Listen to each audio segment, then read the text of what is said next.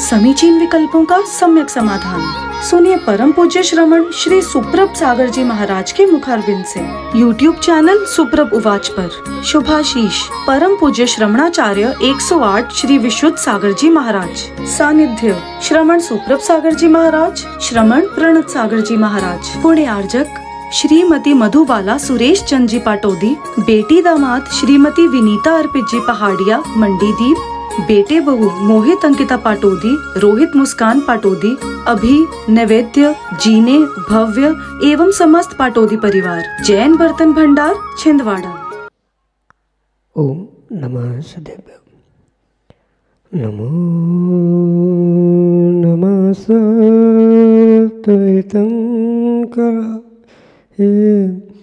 वीराय भव्याम्बुजभास्कराय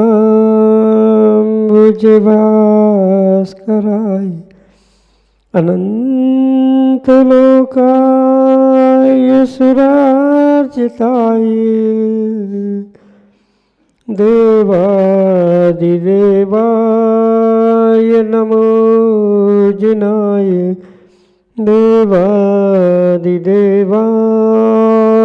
नमो जिनाय। पंच परमेष्टि भगवान की परम पूज्य आचार्य भगवंत गुरुवर विशुद्ध सागर जी मुनि महाराज की, परम पूज्य मुनि श्री सुप्रभ सागर जी महाराज की, 3 करोड़ 9 करोड़ महामुनिराजों की। अनंत विकल्प, अनंत संसार, और उस अनंत संसार में अनंत दुखों को प्राप्त करते प्राणी अनेक भवों से भटकते रहे मात्र और मात्र सम्यक समाधान के अभाव में, क्योंकि संसारी जीवों के मन में विकल्प उठना स्वाभाविक है और उन विकल्पों का वह समाधान भी खोजने का पुरुषार्थ करता है। लेकिन जब तीव्र पुण्य का उदय होता है तब कहीं हमें ऐसे निर्ग्रंथ गुरु के मुखारबिंदु से अपने समीचीन विकल्प का सम्यक समाधान प्राप्त होता है। परम पूज्य आचार्य भगवंत गुरुवर विशुद्ध सागर जी महाराज के मंगल सुभाषिष से परम पूज्य मुनि श्री सुप्रभ सागर जी महाराज ने आपको वह आत्मकल्याण की अनूठी विधा प्रदान की है। तो आप भी पुरुषार्थ करें और अपना समीचीन विकल्प भेजते हुए परम पूज्य मुनि श्री से उसका सम्यक समाधान प्राप्त करें। प्रारंभ करते हैं आज का सम्यक समाधान। और आज के पहले विकल्प के लिए आष्टा मध्य प्रदेश से डॉक्टर मगन जैन, श्रीमती चंदा जैन महाराज श्री के चरणों में बारंबार नमोस्तु निवेदित करते हुए अपना समीचीन प्रश्न रखें कि महाराज श्री परोक्ष मति ज्ञान किसे कहते हैं। इसके आगम में क्रमशः 2 वेद सामव्यवहारिक प्रत्यक्ष और सामव्यवहारिक परोक्ष नाम ज्ञान को समझाने की कृपा करें। नमोस्तु महाराज जी, नमोस्तु। ओम नमः सिद्धम। परम पूज्य आचार्य भगवान गुरुवर विशुद्ध सागर जी महाराज की, परम पूज्य मुनि श्री सुप्रभ सागर जी महाराज की। जो 5 ज्ञानों में से पहला मति ज्ञान है, क्योंकि मन और इंद्रियों के निमित्त से होता है, इसलिए उस मति ज्ञान को परोक्ष कहा जाता है।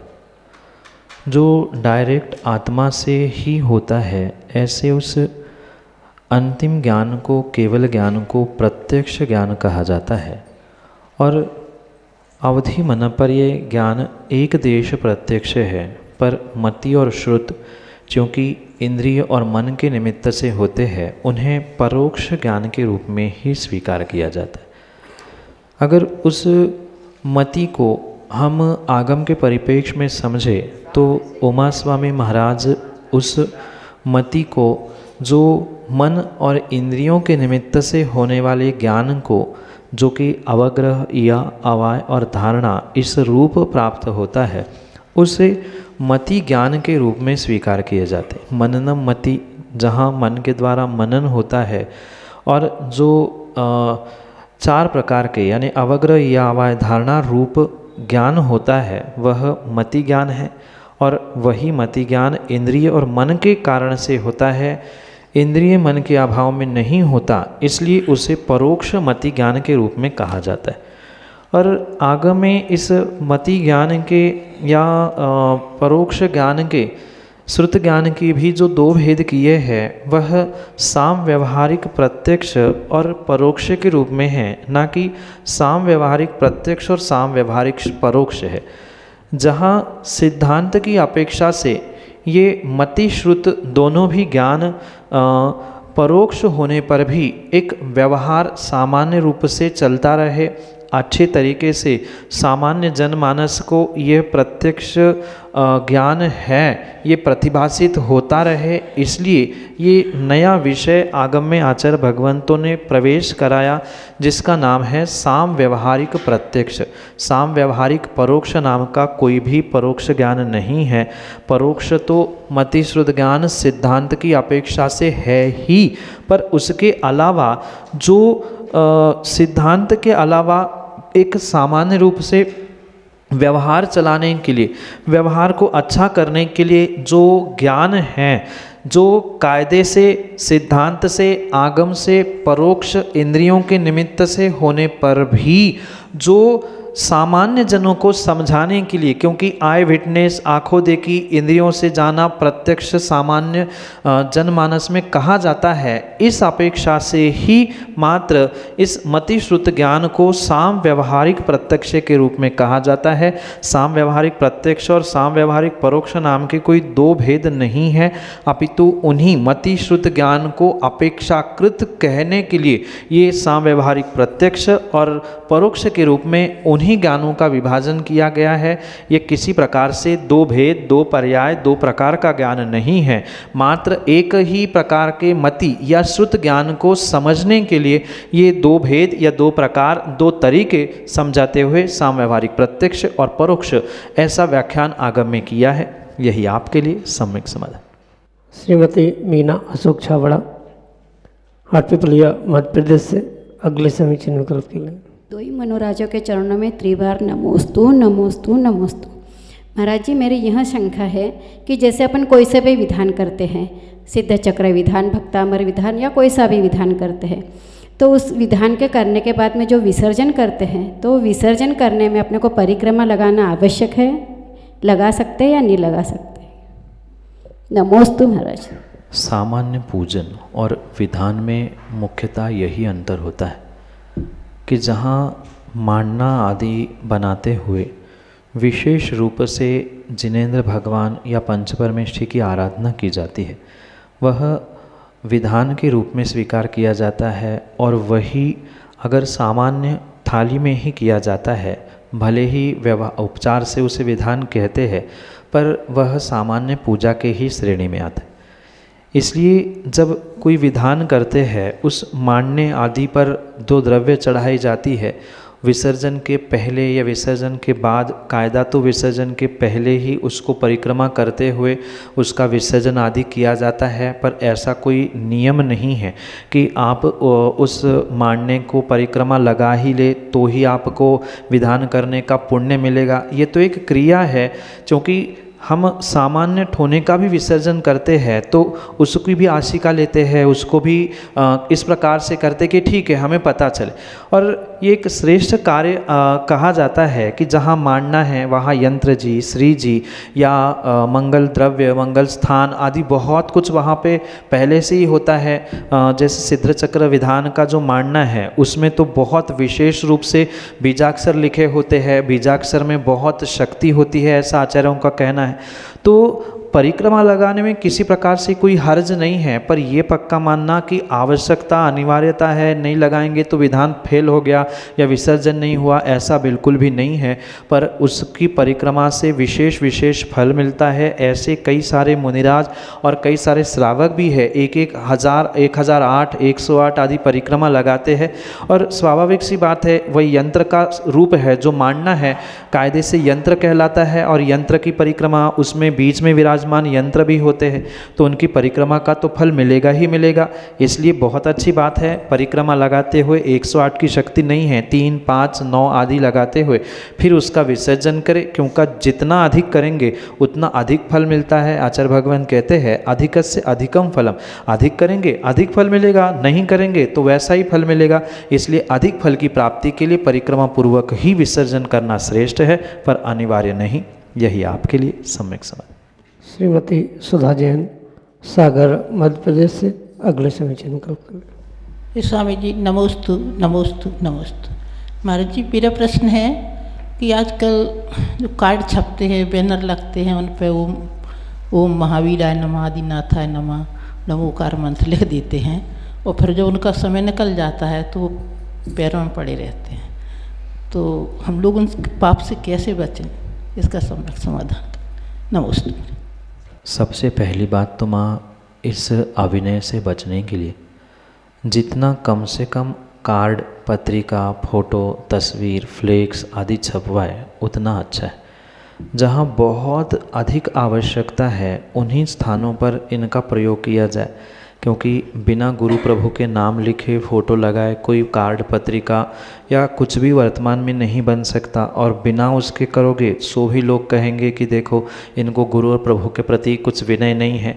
तो ये विवेकपूर्वक श्रावकों का कर्तव्य है कि जहाँ बहुत अनिवार्यता है तभी कार्ड, फोटो आदि छपवाए। आजकल मरने के बाद, जन्मने के बाद हर कार्य में जो ये बंटवाना प्रारंभ हो चुका है, ये किसी प्रकार से उचित नहीं है। रही बात आपने नहीं छपवाए, नहीं बंटवाए, पर आने वाले भी कार्ड, पत्रिका आदि भी बहुत सारे होते हैं, तो उनके अभिनय से बचने के लिए आपको उन कार्ड, फोटो आदि को घर में किसी उचित स्थान में रखना चाहिए। भले ही उनका उपयोग हो चुका है, मतलब वो कार्ड का काम हो चुका है, पत्रिका का, फोटो आदि भी बहुत जीर्ण शीर्ण हो गई है, उसे निकाल कर रोड पे फेंक देना या कचड़े में डाल देना या कहीं अन्यत्र डालना उचित नहीं है। उसे व्यवस्थित करके अपने घर के किसी एक कोने में उसे रख दिया जाए। उसका अभिनय भी ना हो, ठीक है, उसका प्रयोग नहीं कर रहे हैं, कोने में रखे रखे वह अपने आप से ही खराब होकर नष्ट हो जाएगा, क्योंकि हम तो बुद्धिपूर्वक उसे जला नहीं रहे, नष्ट नहीं कर रहे, तो उस पाप से बच जाएंगे। हमारा पैर नहीं पड़ रहा है या अन्य किसी प्रकार से अभिनय नहीं हो रही है, सो भी हम पाप से बचेंगे। कागज़ है या किसी प्रकार का प्लास्टिक आदि भी क्यों ना, फ्लेक्स आदि क्यों ना हो, अपने आप खराब होता जाएगा और जब होगा तब नष्ट हो जाएगा।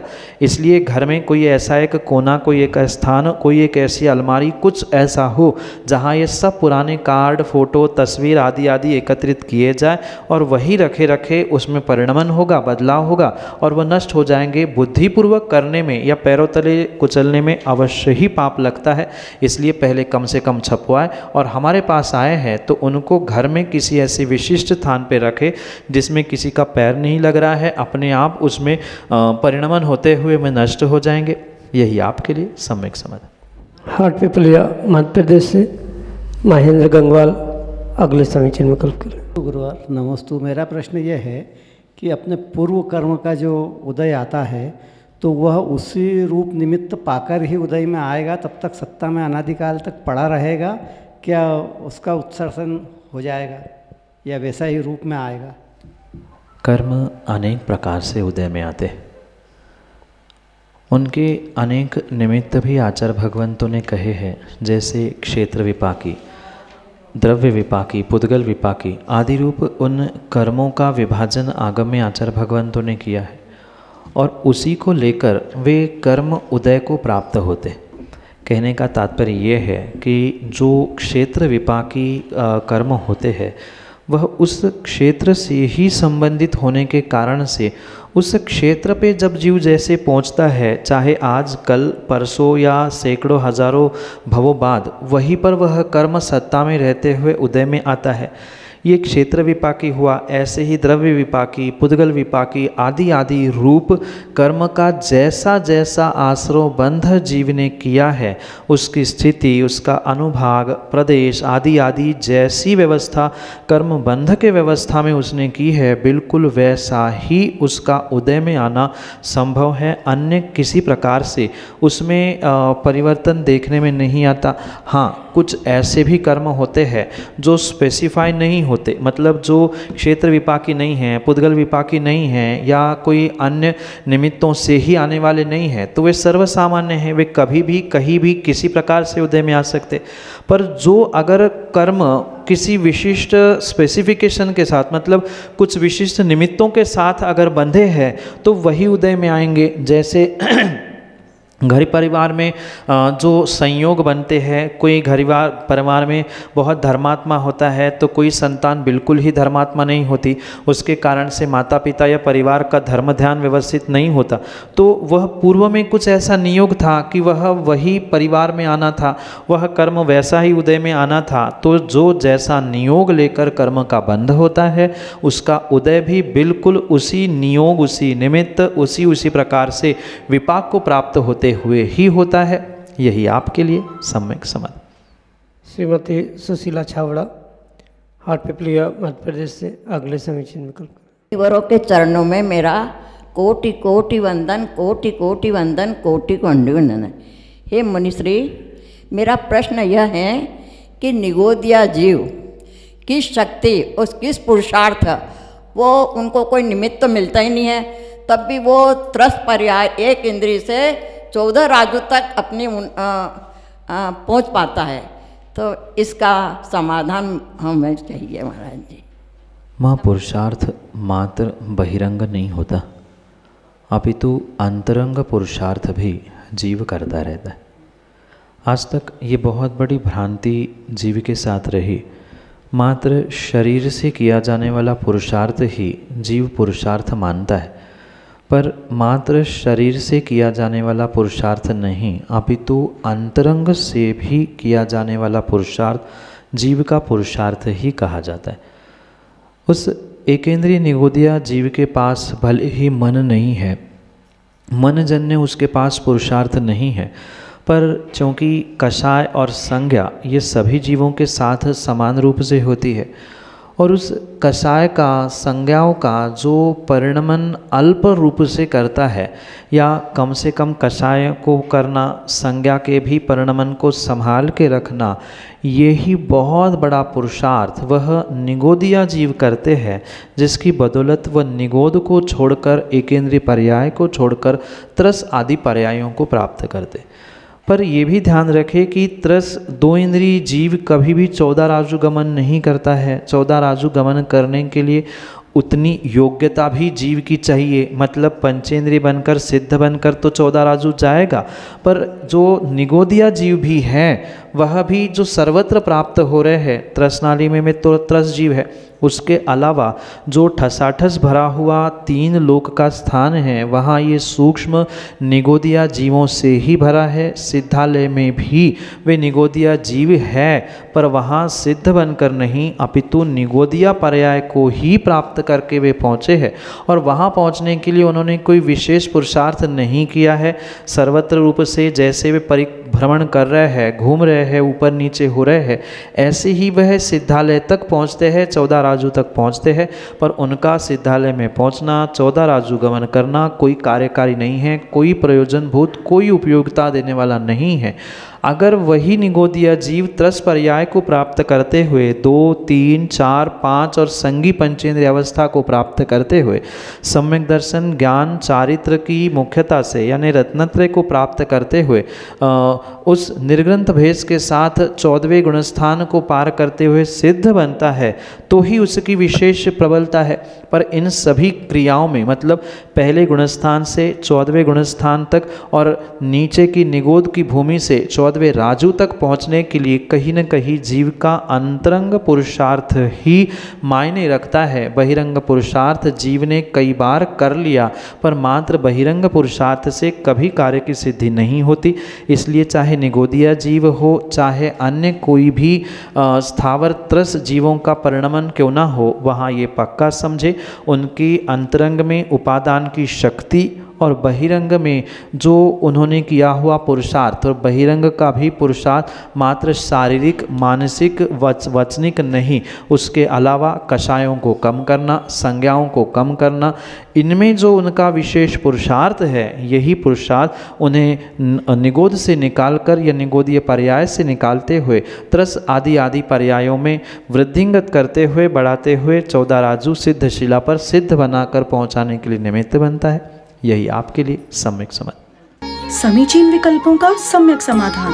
सुनिए परम पूज्य श्रमण श्री सुप्रभ सागर जी महाराज के मुखारबिंद से YouTube चैनल सुप्रभ उवाच पर शुभाशीष परम पूज्य श्रमणाचार्य 108 श्री विशुद्ध सागर जी महाराज। सानिध्य श्रमण सुप्रभ सागर जी महाराज, श्रमण प्रणत सागर जी महाराज। पुण्य आर्जक श्रीमती मधुबाला सुरेश चंद जी पाटोदी, बेटी दामाद श्रीमती विनीता अर्पित जी पहाड़िया मंडीदीप, बेटे बहू मोहित अंकिता पाटोदी, रोहित मुस्कान पाटोदी, अभी नैवेद्य जीने भव्य एवं समस्त पाटोदी परिवार। जैन बर्तन भंडार छिंदवाड़ा।